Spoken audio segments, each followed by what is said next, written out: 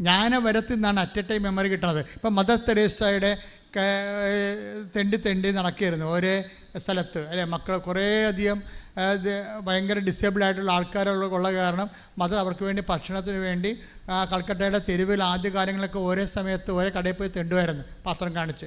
അപ്പോൾ ഉടനെ അവർ ചിലർ തുപ്പിയൊക്കെ ഇട്ടിട്ടുണ്ട്, നമ്മൾ ചരിത്രം വായിച്ചിട്ടുണ്ട്. അപ്പോൾ മദർ എന്താ പറയണത്? That's okay, this is for me. ഇനി എനിക്ക് എൻ്റെ മക്കൾക്കുള്ളത് തരാൻ പറയും.